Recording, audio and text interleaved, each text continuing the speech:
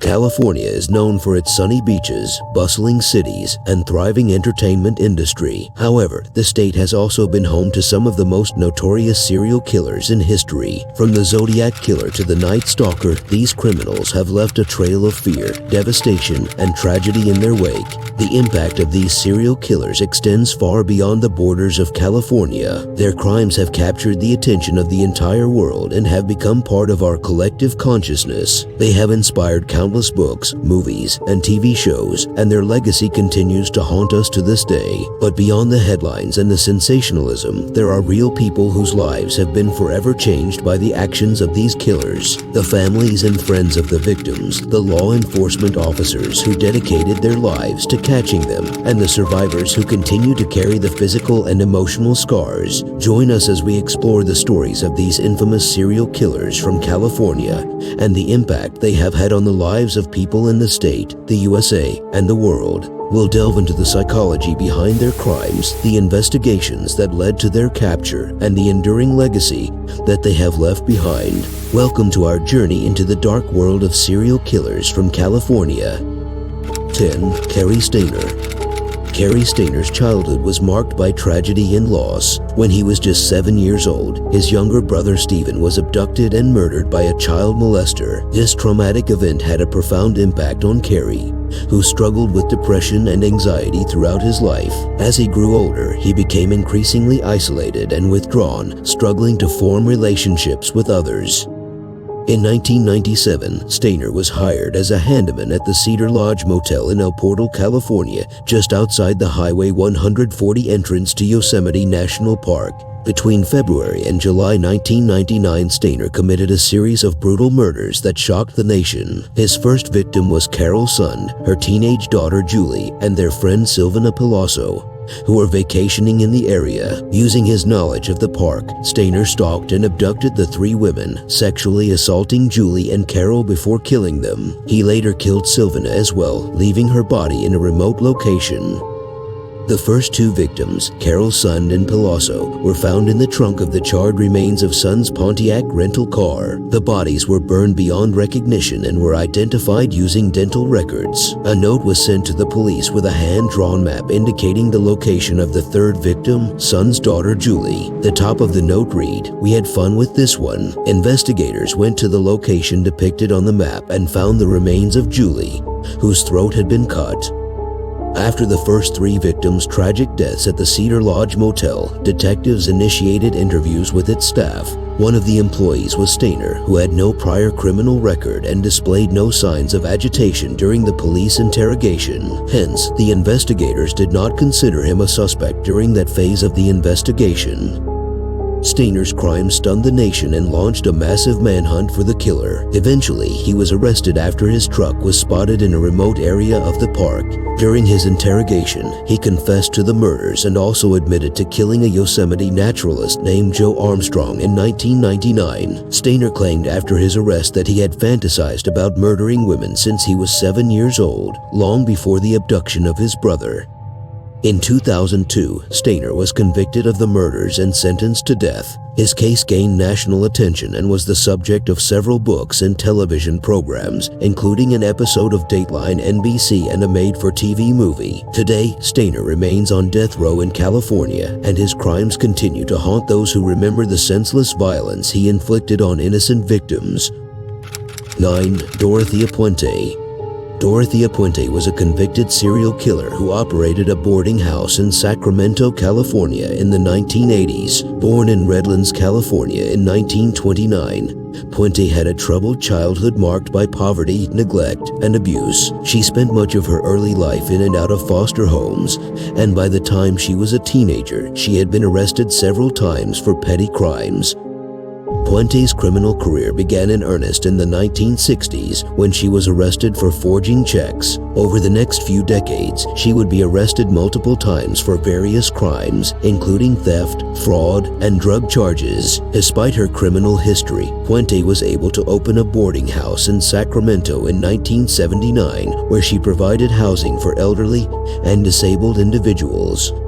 It was at the boarding house that Puente committed the murders that would make her infamous. Over the course of several years, she killed at least 9 people, burying their bodies in the yard of the house. Her victims included several elderly tenants of the boarding house, as well as a transient woman who was staying there temporarily. The first missing person who raised suspicion was a neighborhood handyman named Chief whom Puente hired. Then another tenant, Alvaro Montoya, went missing. But in this case, someone was concerned enough to call the police because the mentally ill Montoya had regular check-ins with his social worker who hadn't heard from him. Investigators went to the home to follow up on a report filed on Montoya's behalf. The seemingly nice landlady, as Puente presented herself to be, didn't give them any reason to doubt, and other tenants backed up her story. Puente was arrested in 1988 when police visited the home and in their search unearthed a disturbing sight in the backyard. They found 7 bodies buried, and of them was Montoya. Puente's modus operandi was drugging her victims with the drug Dalmane. Many of her victims had traces of the drug in them. The victims ranged in age from 52 to 80 and died from 1982 to 1986. In 1993, Puente was convicted of 3 counts of murder and sentenced to life in prison without the possibility of parole. She died in prison in 2011, age 82. Her case garnered widespread media attention and sparked a national conversation about the abuse and neglect of elderly and disabled individuals. It also prompted California to institute stricter regulations for boarding houses and other facilities that provide care for vulnerable populations. Today, Puente's crimes remain a chilling reminder of the darkness that can lurk behind even the most seemingly benign facades. Late Juan Corona. Juan Corona was a Mexican-American labor contractor who lived in Yuba City, California in the 1970s. Born in Jalisco, Mexico in 1934, Corona came to the United States crossing the border into California at age 16. He picked carrots and melons in the Imperial Valley for 3 months before moving on north to the Sacramento Valley. In January 1956, Juan Corona suffered from what was initially believed to be a schizophrenic episode. Consequently, he was committed to DeWitt State Hospital in Auburn, California, where he was diagnosed with schizophrenic reaction, paranoid type. During his 3-month stay at the hospital, Corona received 23 shock treatments before being deemed cured and released. However, he was subsequently deported to Mexico. 6 years later, Corona obtained a green card and legally returned to the United States. Despite his history of schizophrenic episodes and a reported tendency towards violence, he was regarded as a diligent worker. Corona's criminal career began in 1971 when he was arrested for assaulting a man with a machete. He was released on bail, but soon after, a series of gruesome murders rocked the rural community where he lived. The bodies of 25 migrant farm workers were discovered in orchards and other remote locations, all with evidence of being repeatedly stabbed and mutilated. The victims ranged in age from 24 to 46, and many of them had been dismembered. Police initially struggled to identify the perpetrator of the murders, but eventually they received a tip that led them to Corona. When they searched his home, they discovered a machete and other items that linked him to the crimes. Corona was arrested and charged with 25 counts of murder, making it one of the deadliest serial killing sprees in U.S. history at the time. During his trial, Corona's defense team argued that he was mentally ill and not responsible for his actions. However, the evidence against him was overwhelming, and he was ultimately convicted of all 25 counts of murder. He was sentenced to life in prison without the possibility of parole. Corona's crimes shocked the nation and led to widespread fear and anxiety among migrant farm workers and other vulnerable populations. It also prompted a renewed focus on the issue of workplace safety and exploitation, with many arguing that Corona's ability to prey on his victims was due in part to their marginalized status in society. Today, Juan Corona remains one of the most notorious serial killers in U.S. history, and his crimes continue to haunt those who remember the senseless violence he inflicted on innocent victims. 7. Herbert Mullin. Herbert Mullin was an American serial killer who terrorized the people of Santa Cruz, California in the early 1970s. Born in Salinas, California in 1947, Mullin had a troubled childhood marked by the early deaths of several family members. Despite having numerous friends and being voted most likely to succeed by his classmates at San Lorenzo Valley High School, Mullin faced difficulties in his personal life due to his paranoid schizophrenia disorder. He was deeply affected when one of his close friends, Dean Richardson, died in a car accident shortly after their graduation in June 1965, and Mullin's obsession with reincarnation grew as he built shrines to his deceased friend in his room. In 1969, Mullin was admitted to Mendocino State Hospital and went on to spend time in several other mental health facilities over the following years. Although he was discharged multiple times after being deemed not harmful to himself or others, he had a total of 5 hospitalizations. By the time he reached his mid-20s, Mullin was diagnosed with paranoid schizophrenia, which was worsened by his use of LSD and marijuana. On October 13, 1972, Mullin pretended to have car trouble with his 1958 Chevy station wagon and pulled over. When 55-year-old vagrant Lawrence White, also known as Whitey, offered to help fix his car in exchange for a ride, Mullin beat him to death with a baseball bat. He then dragged White's body into the woods where it was discovered the following day. Mullin later claimed that his victim resembled Jonah from the Bible and sent him telepathic messages saying, "Hey man, pick me up and throw me over the boat. Kill me so that others will be saved."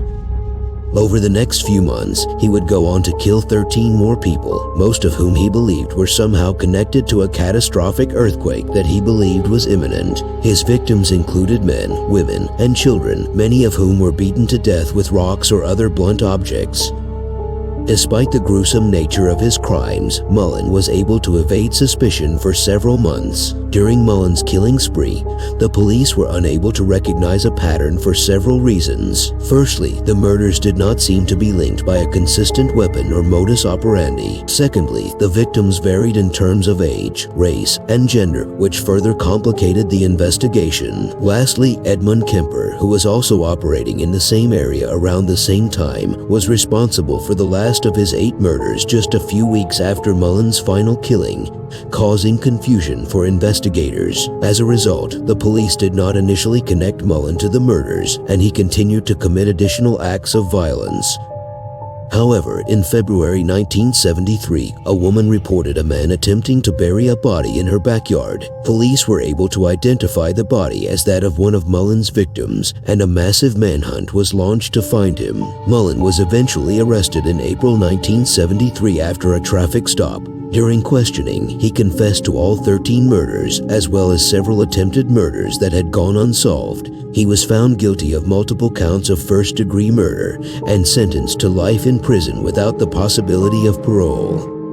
Mullin's crimes had a profound impact on the people of Santa Cruz, who were left reeling from the senseless violence that had taken so many lives. The case also highlighted the issue of mental illness and the need for better access to mental health services, particularly for those who may be at risk of committing violent acts.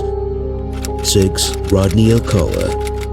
Rodney Alcala was a prolific serial killer who terrorized California during the 1970s. Born in San Antonio, Texas in 1943, Alcala had a troubled childhood marked by physical and emotional abuse. In 1951, his father relocated the family to Mexico, but abandoned them just 3 years later. Alcala was around 11 years old when his mother moved him and his 2 sisters to the suburbs of Los Angeles in 1954, where they would try to rebuild their lives.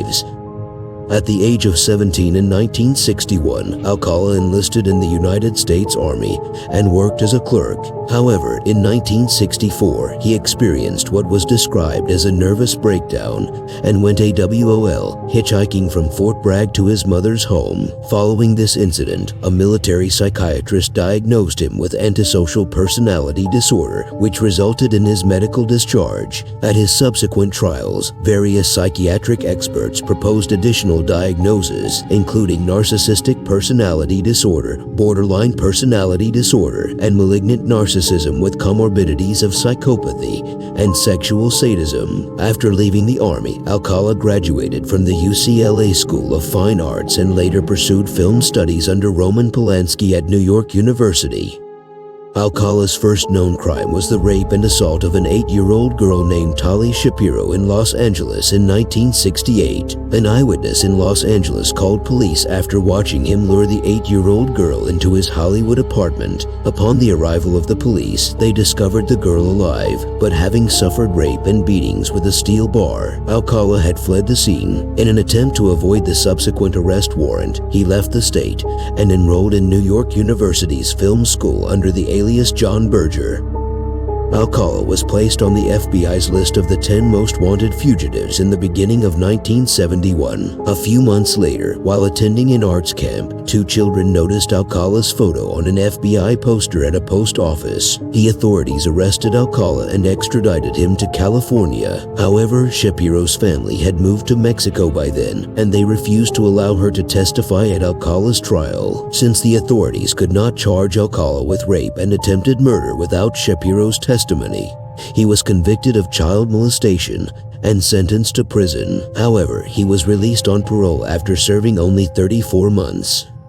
Alcala convinced hundreds of young men and women that he was a professional fashion photographer and photographed them for his portfolio, which he would share with his colleagues. Over the next few years, he would commit a string of horrific crimes, including the rape and murder of several young men and women.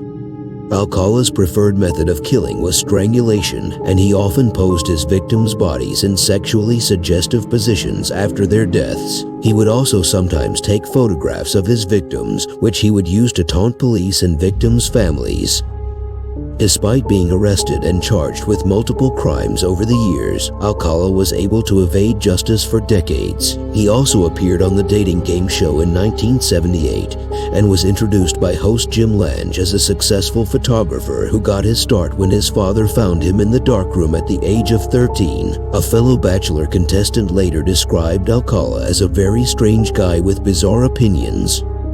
On June 20, 1979, Robin Samso, a 12-year-old girl from Huntington Beach, disappeared while traveling between the beach and her ballet class. Her decomposing body was discovered 12 days later in the Los Angeles foothills. According to Samso's friends, a stranger had approached them on the beach, asking to photograph them. Authorities released a composite sketch of the photographer, which caught the attention of Alcala's parole officer. After searching Alcala's mother's home in Monterey Park, police discovered a rental receipt for a storage unit in Seattle containing Samso's earrings. He was sentenced to death for the murder of the 12-year-old girl, but his conviction was overturned on appeal. He was tried and convicted again in 1986 and sentenced to death a second time.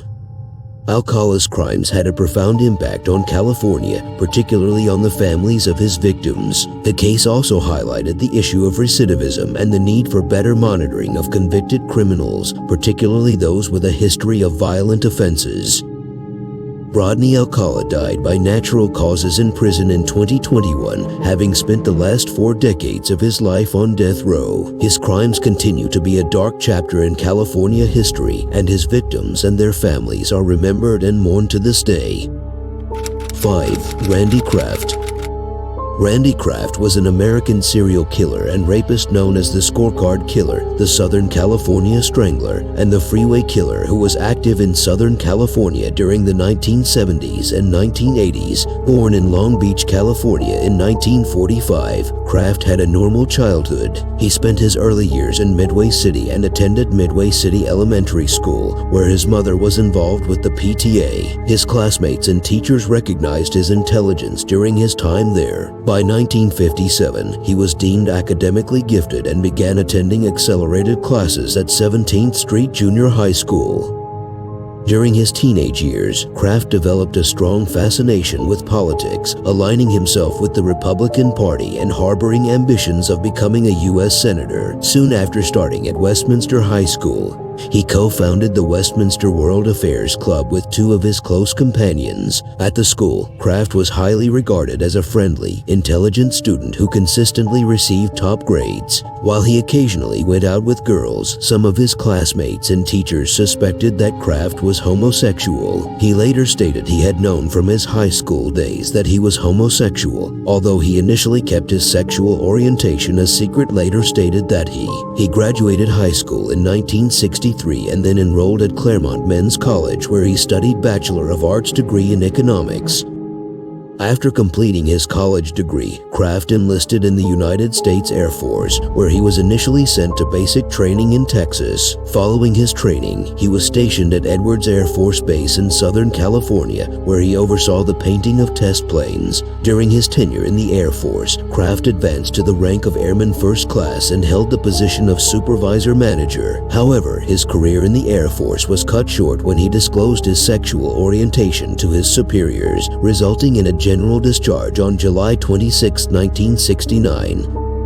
Kraft's killing spree began in 1971 when he murdered a hitchhiker. It is believed that Kraft was responsible for killing 67 individuals over a period of 12 years. Most of his victims were either hitchhikers or young Marines, and forensic evidence revealed that the majority of their bodies had high levels of both alcohol and tranquilizers. This suggested that they had been rendered unconscious before being subjected to abuse and ultimately killed.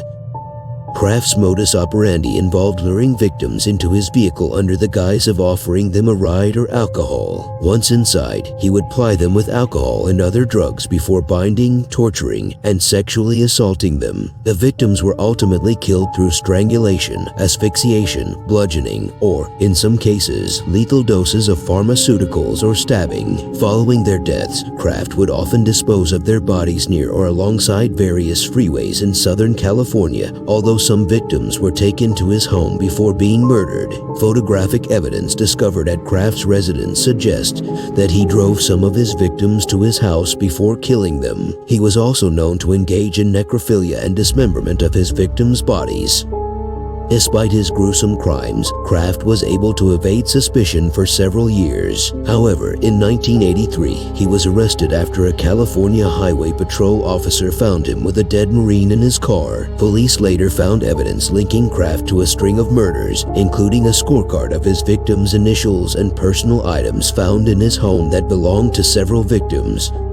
Kraft was only charged with and convicted of 16 of these homicides and sentenced to death. However, he continued to maintain his innocence and appealed his conviction multiple times over the years. According to the prosecution, Jeff Graves, who had been in a romantic relationship with Kraft from 1971 to 1976 when the 16 murder took place, may have been involved in several of the murders. When questioned about the matter after Kraft's arrest in 1983, Graves reportedly said, "I'm really not going to pay for it, you know." Graves passed away from AIDS on July 27, 1987, just as police were preparing to question him about his potential involvement in the murders. Kraft's crimes had a profound impact on California and the United States as a whole, raising awareness of the dangers of hitchhiking and highlighting the issue of serial killers in society. The case also led to increased efforts to catch and prosecute serial killers, including the establishment of a national database of DNA evidence. Even to this day, the crimes committed by Randy Kraft continue to haunt the families and communities impacted by his violence, making him one of the most infamous serial killers in the history of California. 4. William Bonin. William Bonin, known as the Freeway Killer, was an American serial killer who terrorized California in the late 1970s and early 1980s. Born in Connecticut in 1947, Bonin moved to California with his family as a child. Bonin's upbringing was marred by the alcoholism of both his parents. His father, a machinist and ill-tempered war veteran, was known to be a gambling addict who often physically abused his wife in front of their children. In some instances, he would also beat his sons when his wife was not around. On the other hand, his mother was a passive and codependent woman who suffered from erratic mood swings. She spent a considerable amount of her free time at the French Club, a nearby bingo parlor, leaving her sons unattended at home.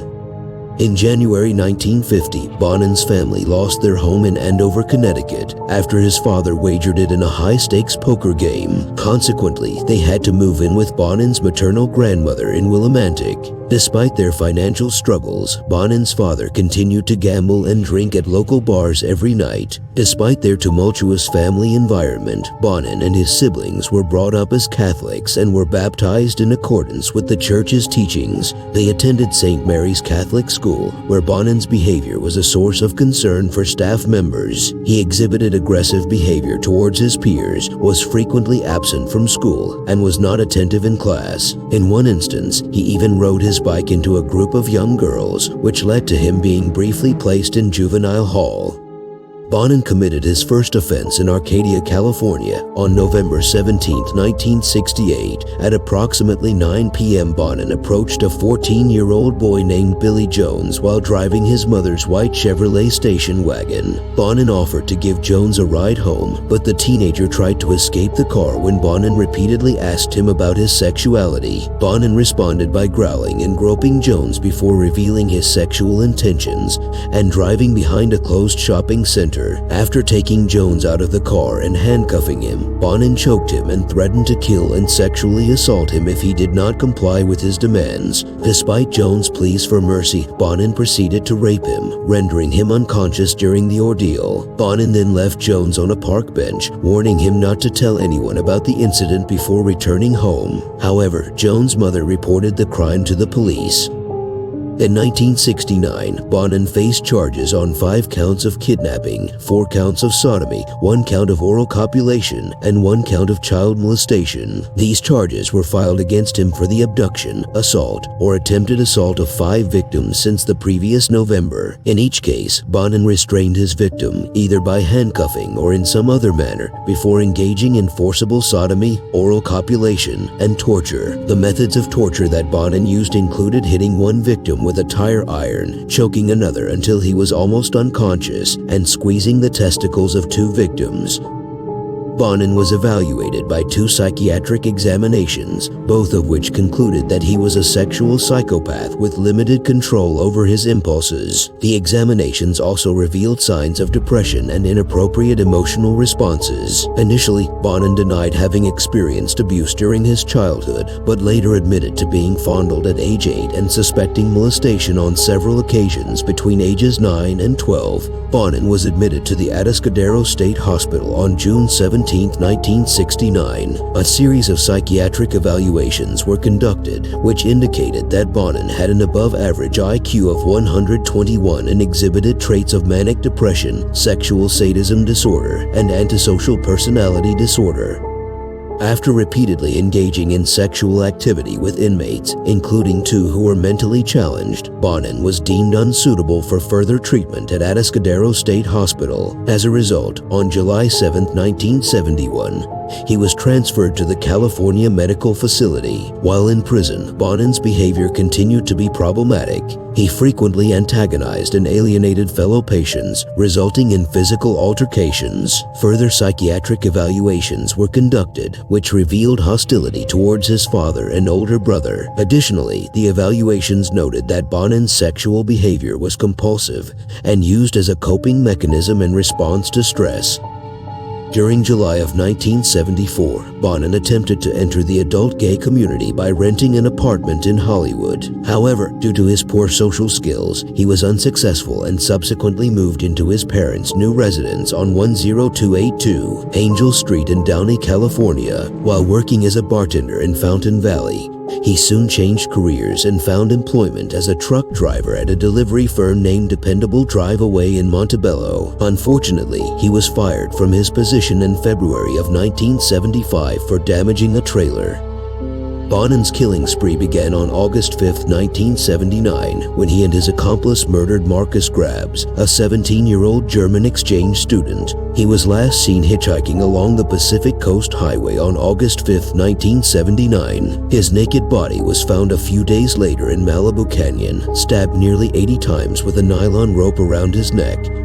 On August 27th, the mutilated body of Donald Hayden, a 15-year-old from Hollywood, was discovered in a dumpster. His throat had been slashed, and he had been strangled and raped. The same fate met 17-year-old David Murillo, who disappeared on September 9th while he was on his way to the movies. 3 days later, his body was found, sodomized and mutilated. Over the next 3 years, Bonin would go on to kill at least 20 more young men and boys, often picking them up while cruising the freeways of Southern California. Bonin's preferred method of killing was strangulation, and he would often torture his victims before murdering them. He also engaged in necrophilia and mutilation of his victims' bodies. Despite his violent crimes, Bonin was able to evade capture for several years. However, in 1980, on June 11, 1980, police observed Bonin driving erratically and attempting to lure teenage boys into his van. He succeeded in luring one boy and parked in a service station parking lot where police heard muffled screams and approached the van, finding Bonin in the act of raping a 17-year-old boy whom he had handcuffed and bound. Investigators eventually found evidence linking Bonin to multiple murders, including a collection of personal items belonging to his victims found in his home. Bonin was eventually found guilty of 10 counts of murder and sentenced to death. His accomplice, Vernon Butts, was also convicted and sentenced to life in prison. William Bonin was executed by lethal injection in 1996, nearly 17 years after his last known murder. His legacy as one of the most notorious serial killers in California history continues to haunt the state to this day. 3. Edmund Kemper. Edmund Kemper, also known as the Co-Ed Killer, was an American serial killer who operated in California in the 1970s. Born in Burbank, California in 1948, Kemper had a tumultuous childhood. His parents got divorced when he was young, and he moved to Montana with his mother Clarnell, who kept him locked in the basement, which was infested with rats. He escaped and went to live with his father, but was sent to stay with his paternal grandparents in North Fork, California after his father remarried in 1963. It was there, at the age of 15 in August 1964, that Kemper murdered his grandparents. Kemper had a troubled childhood marked by abusive treatment from his mother and frequent hospitalizations for psychiatric issues. Kemper had disturbing fantasies, which included playing games such as gas chamber and electric chair with his younger sister, and sneaking out to watch his second-grade teacher through her windows while wielding his father's bayonet. He also performed twisted rituals with his sister's dolls, ultimately decapitating and dismembering them. He also had close-to-death experiences as a child, once when his elder sister tried to push him in front of a train, and another time when she successfully pushed him into the deep end of a swimming pool, where he almost drowned. After reaching his 21st birthday, Kemper was released on parole from Atascadero on December 18, 1969. Despite the hospital's psychiatrist's recommendations against it, he was placed in the custody of his mother, Clarnell, who had remarried, changed her name to Strandberg, and later divorced in Aptos, California. During his stay with his mother, Kemper enrolled in a community college as part of his parole obligations and aspired of becoming a police officer. However, he was unable to fulfill his dream due to his physical stature, standing at 6 feet 9 inches tall upon his release from Atascadero, which earned him the nickname Big Ed. Between 1972 and 1973, Kemper went on to murder 5 college students, 1 high school student, his mother, and his mother's best friend. He would often pick up hitchhikers or offer rides to women he found in public places before torturing and killing them. Kemper has stated in interviews that he often searched for victims after having arguments with his mother. According to Kemper, mother refused to introduce him to women at the university where she worked and would compare him to his father and say he didn't deserve to get to know them. Psychiatrists and Kemper himself have suggested that the women were symbolic substitutes for his true target, his mother. Kemper's preferred method of killing was strangulation, and he would often dismember and engage in necrophilia with his victims' bodies. He also killed his mother and her friend before turning himself into police. Kemper was a cunning serial killer who raped corpses, mutilated dead bodies, and buried his victims' heads in his backyard. His high IQ of 145 only made him more dangerous as he used his intelligence to slip away from his crime scenes undetected. Kemper's arrest in 1973 and subsequent confession shocked California, and the United States, as he was known to be a mild-mannered and intelligent individual who had been diagnosed with multiple mental illnesses. His crimes raised questions about the effectiveness of the mental health system and the ability of law enforcement to catch serial killers. Kemper was found guilty of 8 counts of murder and sentenced to life in prison. He has since become infamous for his detailed confessions and interviews with investigators and journalists, which have provided insight into the mind of a serial killer. Kemper became eligible for parole for the first time in 1979, but was denied that year, and at subsequent hearings in 1980, 1981, and 1982, he opted not to attend his 1985 hearing and was again denied parole at his 1988 hearing. Kemper acknowledged that society was not yet ready for his release. He continued to be denied parole at hearings in 1991, 1994, and 2007. In 2012, he waived his right to a hearing and was denied parole again in 2017. Kemper's next opportunity for parole will be in 2024. The prosecution has stated that Kemper's crimes were so egregious that his model behavior while in prison is not sufficient reason to grant parole. Edmund Kemper's crimes continue to haunt California and the United States as they represent the darkest side of human behavior and the potential for violence in even the most seemingly ordinary individuals. 2. The Zodiac Killer.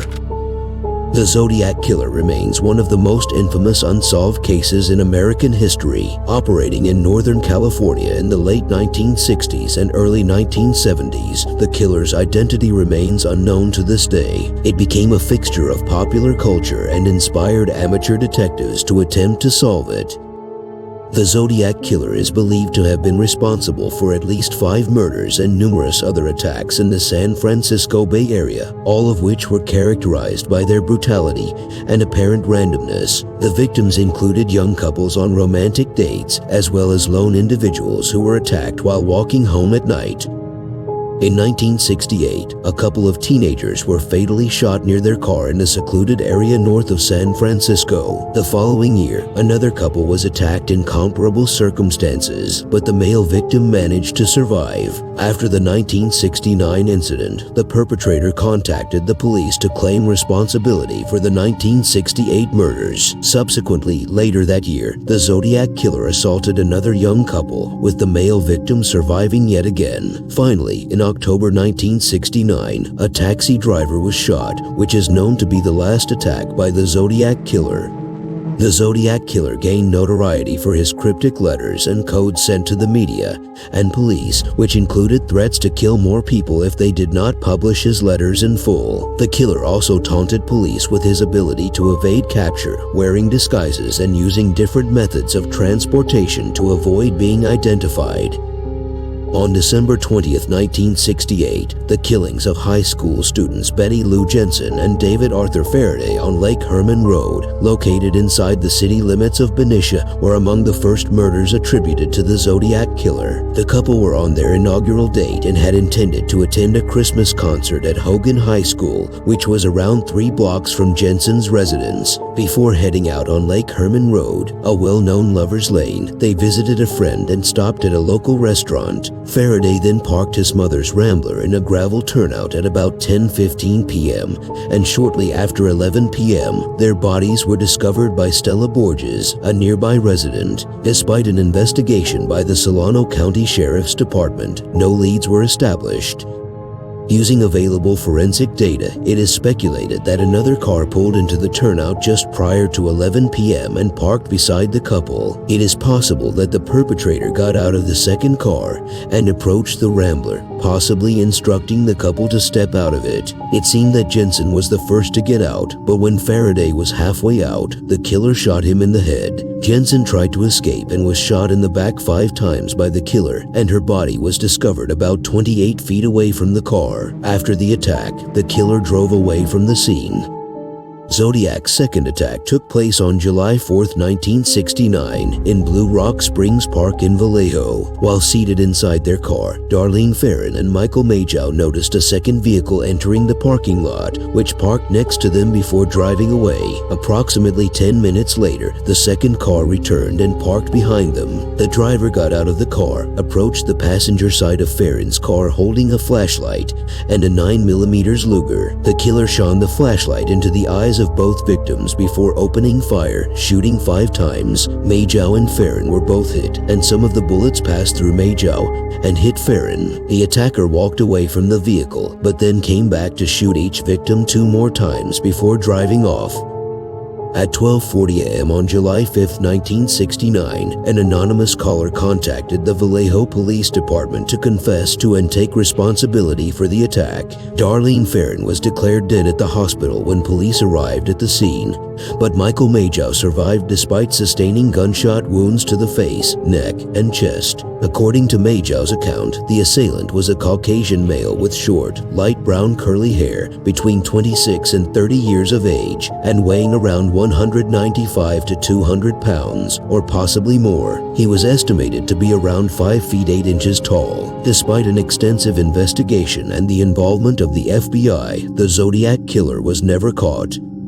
Zodiac continued to communicate with authorities for the remainder of 1970 via letters and greeting cards to the press. In a letter postmarked April 20, 1970, the Zodiac wrote, "My name is," followed by a 13-character cipher that has not been solved to this day. His last known murder occurred in 1969, but he continued to send letters and codes to the media until 1974, when his communication suddenly stopped. The exact number of victims and the duration of the Zodiac's crime spree remains a topic of debate, as there is no agreement among experts. However, in his 1986 non-fiction book Zodiac, author Robert Graysmith listed 49 individuals who he believed were victims of the Zodiac. The impact of the Zodiac Killer's crimes on California and the United States was significant. The case remains one of the most infamous and intriguing unsolved mysteries in American history, with numerous theories and suspects proposed over the years. The Zodiac Killer's legacy also contributed to a growing fascination with true crime and serial killers in popular culture. Today, the Zodiac Killer's identity remains a mystery, and his crimes continue to capture the public's imagination. Despite advances in technology and forensic science, the case remains unsolved, leaving many unanswered questions and haunting the families of the victims. 1. Richard Ramirez. Richard Ramirez, also known as the Night Stalker, terrorized California in the mid-1980s with a series of brutal and seemingly random murders. Born in El Paso, Texas in 1960, Ramirez's upbringing is believed to have played a role in his criminal behavior. His father subjected him to regular abuse, which may have contributed to his development of dark and disturbing interests during his teenage years. His cousin Miguel Ramirez, also known as Mike, exposed him to military techniques that he would later employ during his one-year rampage of killings. Ramirez also developed a fascination with Satanism and the occult. Ramirez's father, a former Mexican police officer who later worked as a railway laborer, was an alcoholic who frequently abused his family, including Ramirez. At the age of 10, Ramirez began using drugs and alcohol. Around age 12, Ramirez was heavily influenced by his cousin, Miguel, who was a decorated Green Beret combat veteran and had already become a serial killer and rapist during his time in the United States Army in the Vietnam War. Miguel often boasted of his brutal war crimes and showed Ramirez Polaroid photos of Vietnamese women who had been raped, murdered, dismembered, or decapitated. Ramirez was present when his cousin Mike shot and killed his wife, Jessie, during a domestic argument in 1973. Ramirez was not traumatized by witnessing the murder, but rather found it fascinating. Following the incident, Ramirez became withdrawn from his family and peers. Mike was later found not guilty of the murder by reason of insanity and was confined to the Texas State Mental Hospital for several years due to post-traumatic stress disorder from his service in Vietnam. During his adolescence, Richard Ramirez combined his developing sexual fantasies with graphic violence, such as forced bondage and BDSM, murder, mutilation, and rape. While still attending school, he worked at a local Holiday Inn where he used his passkey to steal from sleeping guests. Ramirez also molested 2 children in an elevator at the hotel, but he was not reported or prosecuted for this act. His employment ended suddenly after he attempted to rape a woman in her hotel room and was caught by the victim's husband. Although the husband beat Ramirez at the scene, criminal charges were dropped when the couple, who lived out of state, declined to return to Texas to testify against him. Richard Ramirez dropped out of high school at the 9th grade and settled permanently in California at the age of 22 in 1982. He then began using cocaine and committing thefts and burglaries to support his addiction, living between San Francisco and Los Angeles.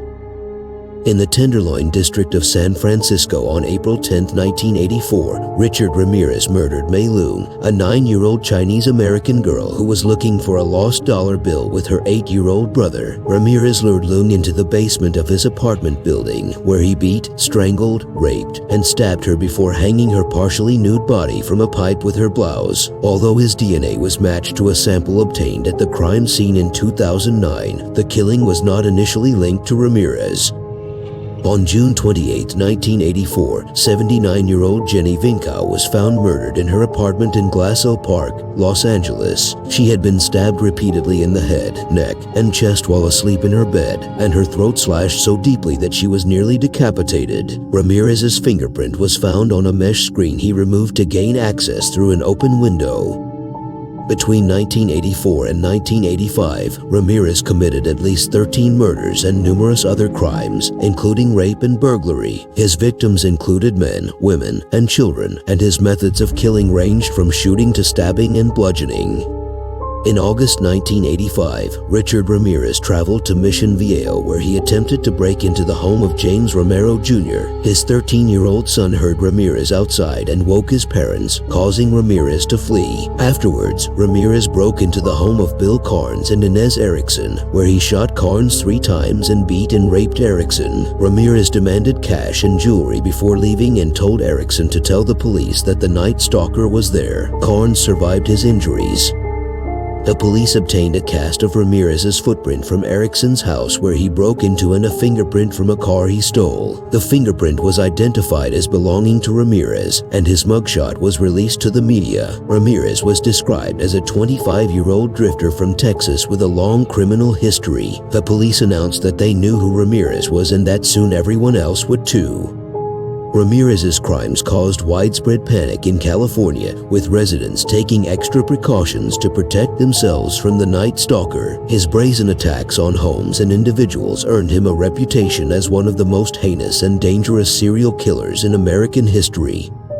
Later in August of 1985, Ramirez traveled to Tucson, Arizona to visit his brother, but returned to Los Angeles the following day. He was spotted by police officers staking out the bus terminal, and then by a group of elderly Hispanic women who identified him as El Matador, which translates to the killer in Spanish. Ramirez saw his face on the front page of a newspaper and fled, but was chased and beaten by a group of citizens. Police arrived and took him into custody. He was subsequently convicted of 13 counts of murder and numerous other charges and was sentenced to death.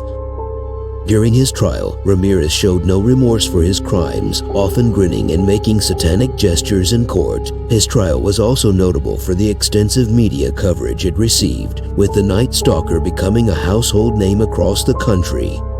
Despite numerous appeals, Ramirez's death sentence was upheld, and he died in prison in 2013 from natural causes. His crimes continue to haunt California and the world, and his name remains synonymous with evil and brutality. Thank you for watching this video on the chilling stories of serial killers from California. We hope you found it informative and eye-opening. As we've seen, some of the most infamous and brutal serial killers in history have called California home. It's important to always be vigilant and aware of your surroundings to stay safe. If you enjoyed this video, please make sure to hit the subscribe button and turn on notifications so you never miss an upload. Don't forget to give this video a like and share it with your friends and family. We'll be covering more fascinating topics in the future, so stay tuned for more videos from our channel. But until then, please stay safe and take care of yourselves. Thank you for watching, and we'll see you in the next video.